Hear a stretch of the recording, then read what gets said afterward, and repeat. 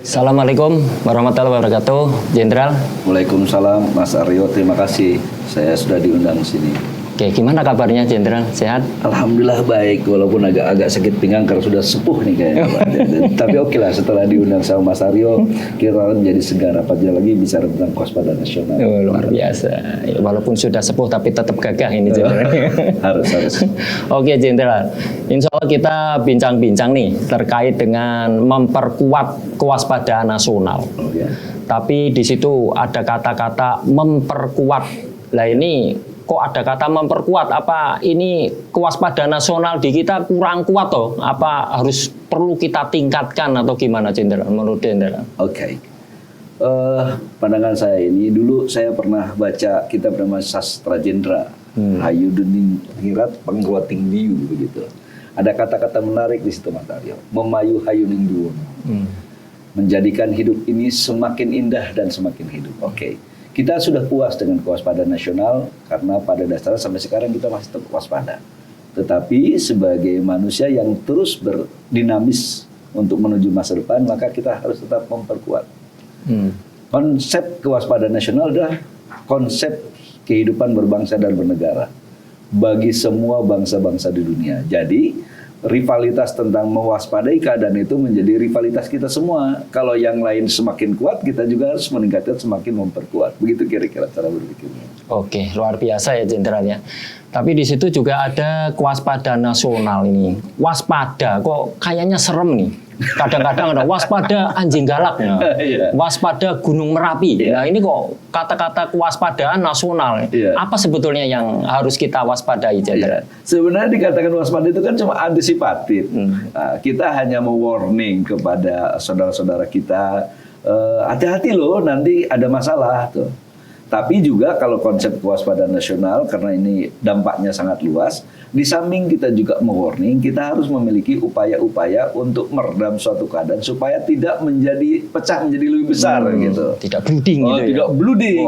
Jadi kita sifatnya adalah bagaimana mengantisipasi masalah agar persoalan tidak menjadi lebih besar begitu. Itu konsepnya. Betul. Gitu. Kalau dikatakan kewaspadaan nasional menakutkan, saya pikir tidak. Justru itu harus dipikirkan sejak awal. Contoh sederhana, kalau tanya boleh sama Mas Aryo boleh kan? Boleh. Lebih senang rumahnya dicuri sama maling atau maling mengurungkan keinginannya untuk mencuri rumah Mas Aryo? Mana pilih? Oh iya, lebih maling untuk mengurungkan. Karena saya selalu waspada nih. Nah, tetapi kan untuk supaya tidak berniat untuk mencuri itu, kita harus punya upaya-upaya agar setidak-tidaknya mereka merasa satu, saya tidak perlu mencuri rumahnya Mas Aryo baik. Satu. Yang kedua, waduh, saya bisa jadi masalah nih. Kalau ketahuan mencuri sama Mas Aryo, gue bisa mati nih karena dia pandai karate gitu. Yang ketiganya, saya tidak akan mendaki rumah Mas Aryo. Terlalu banyak yang jaga, lebih baik nyolong di tempat orang lain aja. Gitu. Nah itu konsep kewaspadaan nasional itu. Jadi bukan menakutkan, tapi bagaimana mentreatment potensi agar bisa dibendung lebih dahulu sebelum ada kejadian yang merugikan. Begitu. Berarti untuk meningkatkan antisipasi gitu ya, untuk menghadapi ancaman-ancaman lah kurang lebih. Iya, kalau secara skala nasional ancaman namanya. Lah, Jenderal, ini kan kita bicara kewaspadaan, berarti kita waspada terhadap sebuah ancaman atau banyak ancaman. Nah, menurut Jenderal, dewasa ini ancaman-ancaman apa yang bisa merusak kedaulatan, merusak persatuan, sehingga kita menyebabkan kewaspadaan nasional kita harus ditingkatkan. Kira-kira gimana, Jenderal? Mas, sebelum kita bicara ke sana, maka saya harus mengatakan, apakah suatu masalah itu bisa mengancam keberlangsungan hidup? Apakah memang ancaman itu bisa berpotensi menghambat pembangunan nasional? Atau apakah ancaman itu bisa merusak, bisa juga menghancurkan sistem kita dalam rangka menyelamatkan kehidupan berbangsa? Ya, jadi kalau kita bicara itu, maka kita harus tahu tujuan nasional kita. Kemudian yang kedua, yang namanya ancaman, sering orang berpikir seolah-olah itu hanya dari luar, dari pengaruh dari luar tubuhnya atau dari luar negeri.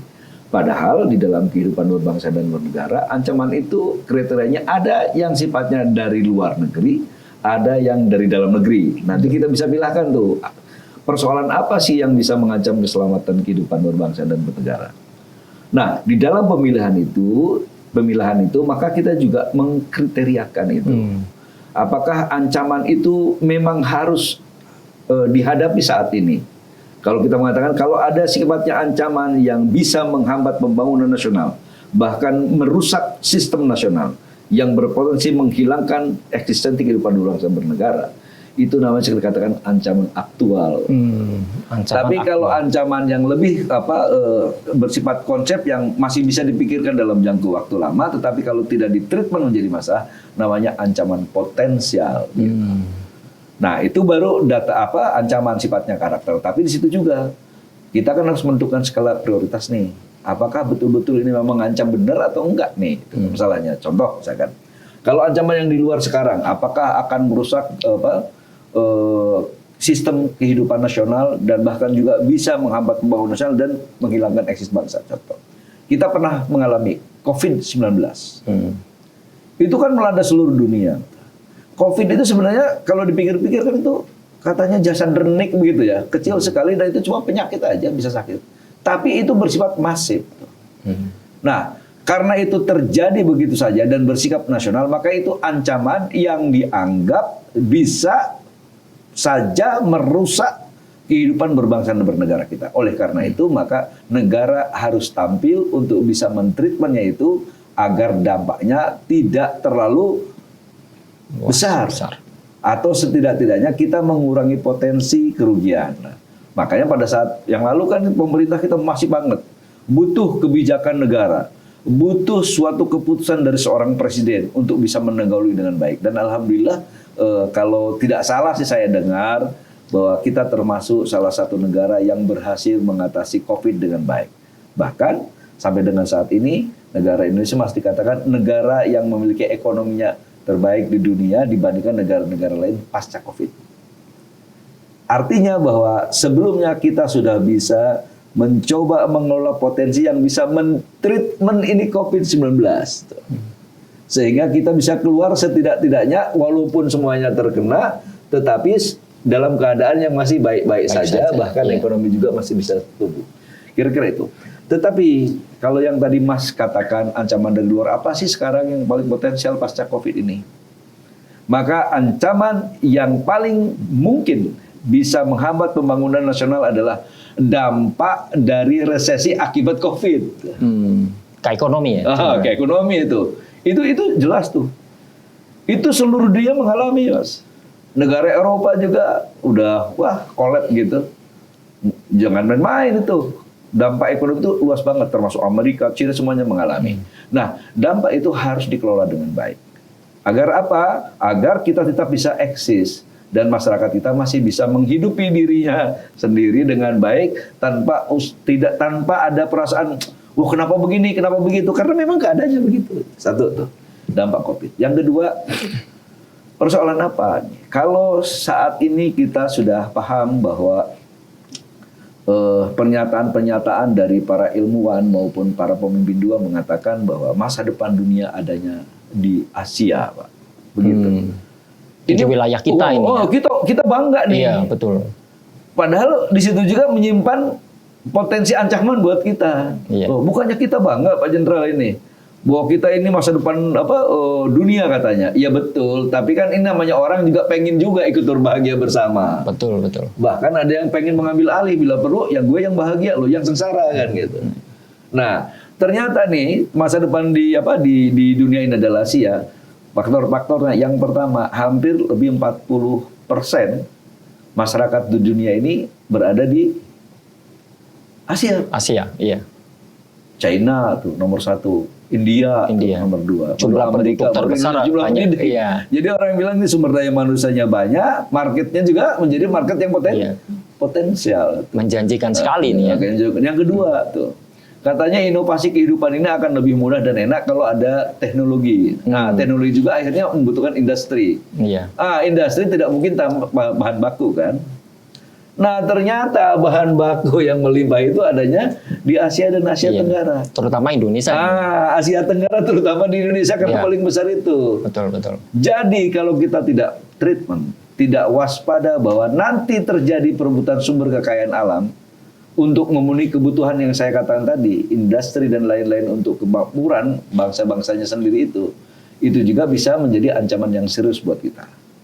Oleh karena itu, ini perebutan sumber kekayaan alam untuk memenuhi kebutuhan bangsa masing-masing di dunia ini harus menjadi hal yang diwaspadai. Betul. Nah, yang ketiganya lagi, apa sih ancaman dari luar yang bisa menjadi masalah? Ancaman yang di luar itu gini, Pak. Situasi stabilitas nasional di wilayah-wilayah di luar negara kita juga berpengaruh. Kenapa? Yang pertama, kita ini bangsa dan negara di dunia ini tidak hidup sendiri. Kita mau tidak mau, suka tidak suka, hidup bertetangga dengan apa? Dengan bangsa lain. Kalau situasi bangsa lain itu juga dia kolab, ya kita juga terganggu. Nah, ini juga diwaspadai, maka jangan mau hidup sendiri, tapi tetap saja harus membina dengan kebaikan dengan seluruhnya. Kita makmur sendiri, Pak, nanti banyak maling. Iya, betul, Cendra. Tapi kita sengsara sendiri juga jangan mau, kan gitu. Betul. Tapi bagaimana kita bisa membina ini dengan baik sehingga kita sama-sama maju, tetapi kepentingan nasional tetap nomor satu. Nomor satu. Betul. Gitu. Iya. Setuju tuh. Kita kan sesama wisesa kan? Wisesa utama bela negara. Siap. Nomor satu. Jadi ada lagi nih. Saya amati kalau negara-negara yang tingkat kewaspadaan nasionalnya mungkin melemah gitu ya. Itu saya lihat kayak beberapa negara ini sudah pecah belah, Jenderal. Kayak Uni Soviet tadinya luar biasa dikdayanya, sekarang terpecah menjadi puluhan negara. Kekaisaran Ottoman yang tadinya luar biasa juga terpecah juga, ya. Majapahit yang kononnya 1/5 dunia juga di dalam persemakmuran juga pecah juga. Ini kemungkinan juga karena kewaspadaan nasional ini tidak terantisipasi dengan baik.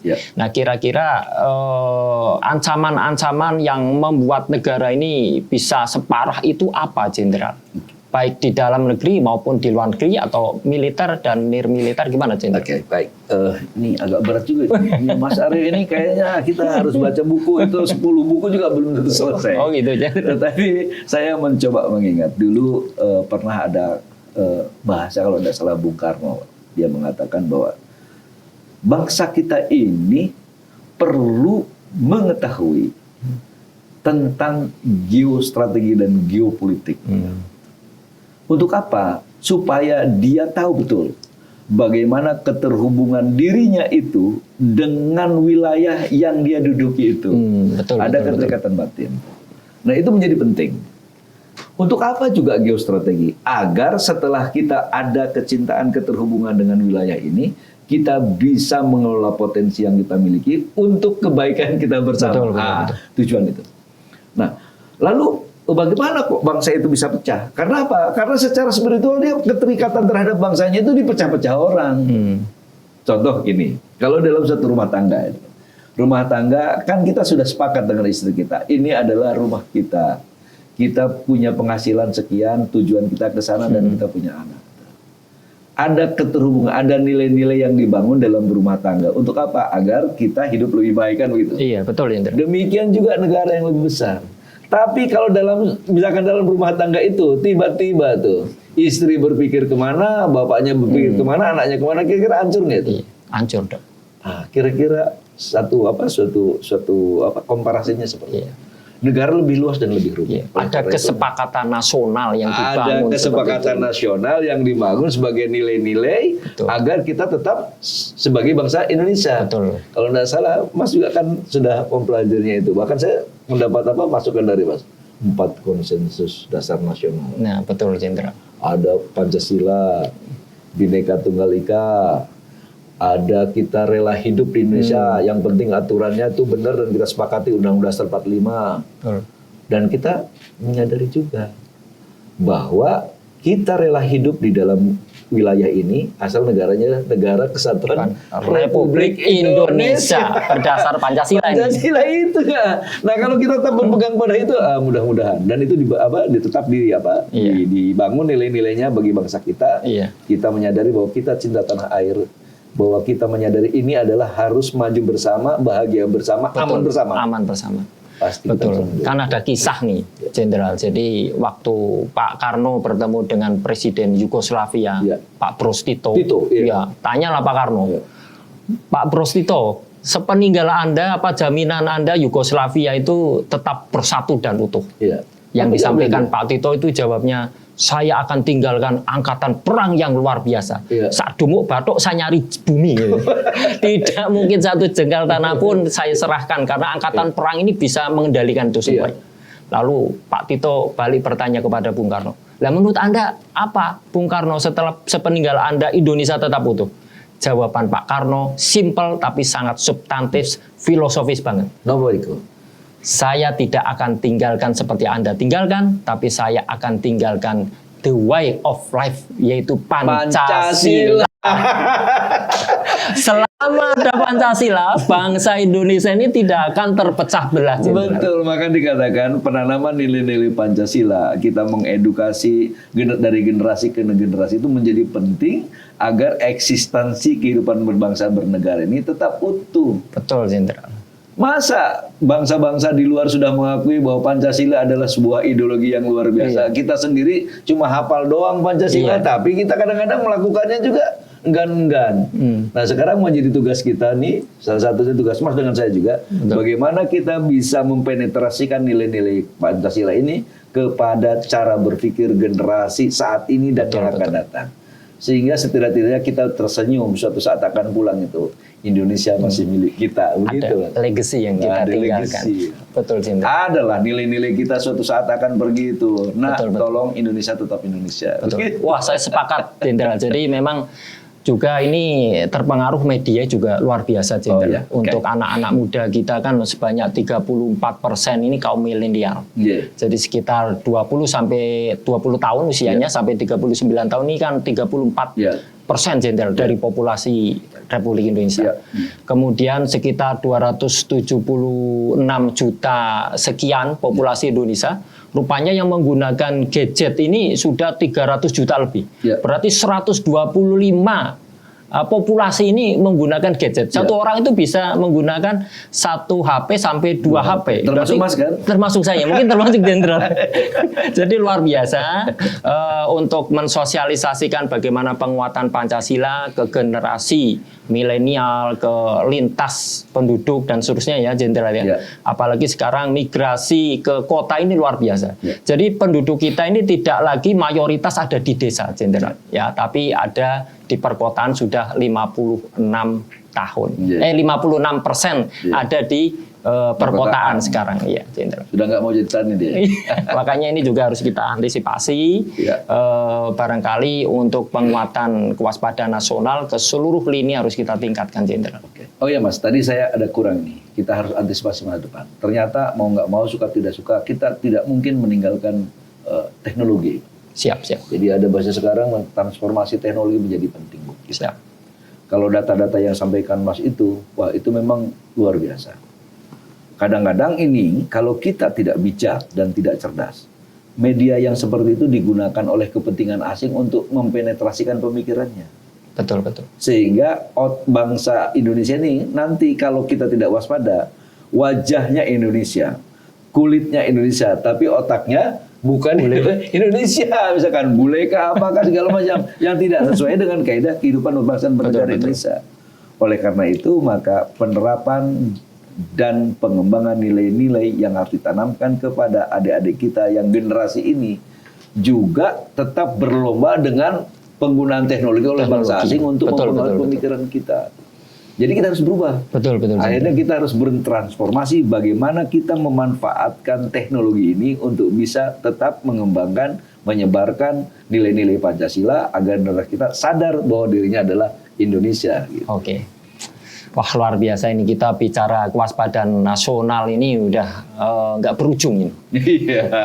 Tapi gini, Jenderal. 7 hari 7 malam. 7 hari 7 malam.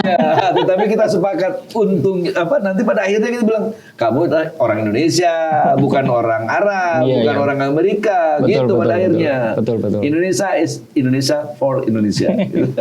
Untuk penguatan kewaspadaan ini, Jenderal, kayaknya perlu tadi sempat kita bahas analisis pentahelik. Berarti stakeholder itu perlu juga tidak hanya pemerintah ya, Jenderal ya. Gimana, Jenderal? Oh iya.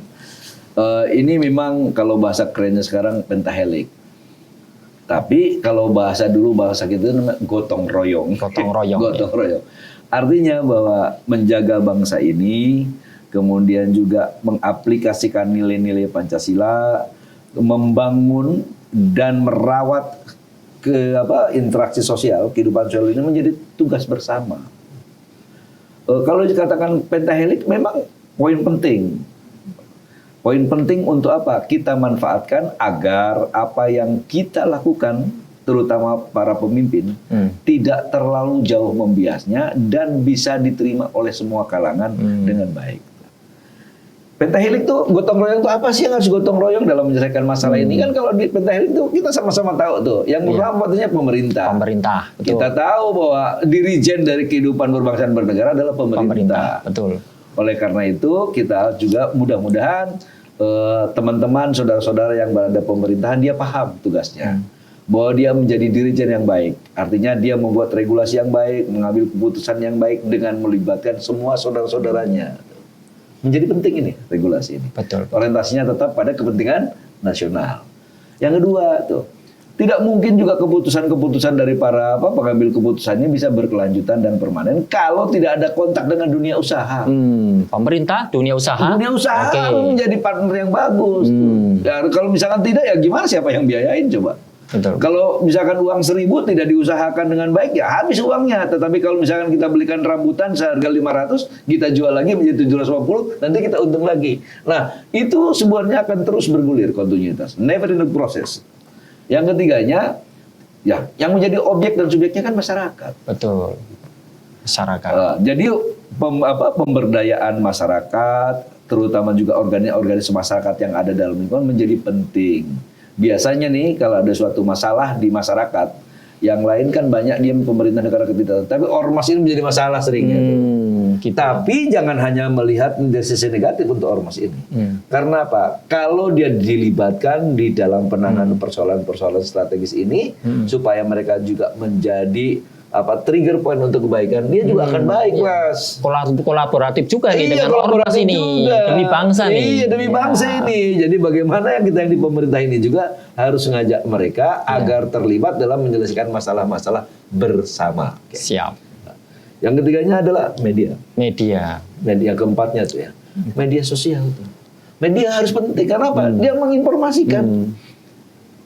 Jadi apa yang diputuskan oleh kita sebagai pemegang otorita untuk mengambil keputusan dan membuat peraturan dikolaborasikan dengan dunia usaha agar tetap berkelanjutan dan terbiayai, melakukan upaya untuk melibatkan semua komponen masyarakat agar dia menjadi objek dan subjek dari kegiatan pemecahan masalah. Iya.